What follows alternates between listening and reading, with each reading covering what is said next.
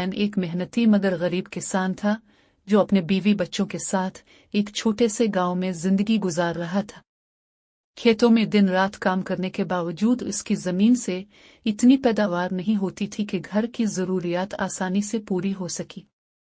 इसकी बीवी आयशा साबिर और मेहनती औरत थी जो हर हाल में शौहर का साथ देती और अपने दोनों बच्चों फातिमा और हसन के लिए एक बेहतर मुस्तकबिल का ख्वाब देखती थी।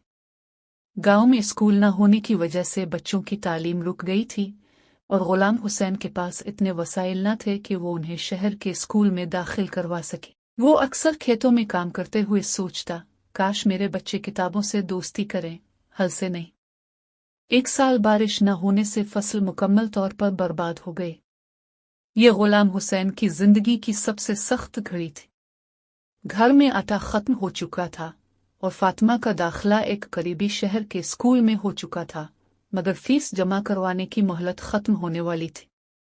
तब गुलाम हुसैन ने एक कठिन फैसला किया, वो अपनी जमीन का एक हिस्सा बेच देगा। आयशा की आंखें नम हो गई। ये जमीन तो तुम्हारे दादा की निशानी है। हाँ, गुलाम हुसैन ने आहिस्ता कहा, मगर मेरे बच्चों का मुस्तकबिल इससे भी कीमती है। शहर जाकर वो एक खरीदार से मिला जिसने इसकी ईमानदारी देखकर न सिर्फ जमीन खरीदी बल्कि कुछ इजाफी कर्ज भी दिया ताकि वो बच्चों की पढ़ाई जारी रख सके। वो कर्ज गुलाम हुसैन के लिए सिर्फ पैसा नहीं, उम्मीद का सहारा था। फातिमा ने शहर जाकर खूब दिल लगाकर पढ़ाई की।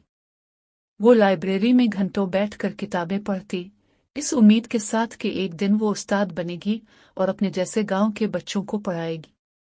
हसन अभी छोटा था, मगर बहन को देखकर उसके दिल में भी ख्वाब जागने लगे। वो रोज बहन से कहानियां सुनता और कहता, बाजी, मैं भी बड़ा होकर बड़ा आदमी बनूंगा, उम्मी अब्बा को खुश रखूंगा। वक्त गुजरता गया। फातिमा ने स्कॉलरशिप पर आला तालीम हासिल की और एक मुअज़्ज़ज़ स्कूल में मुअल्लिमा बन गई। हसन ने भी पढ़ाई में नाम कमाया और इंजीनियरिंग कॉलेज में दाखिला ले लिया।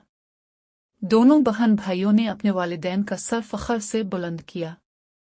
एक दिन गुलाम हुसैन शाम को अपने पुराने खेत के किनारे बैठा था जहां अब नए किसान काम कर रहे थे।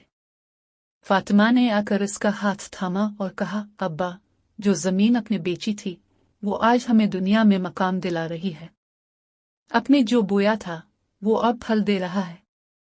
गुलाम हुसैन की आंखों में आंसू आ गए, मगर वो आंसू खुशी के थे। वो जानता था कि इसकी कुर्बानी रायगा नहीं गई।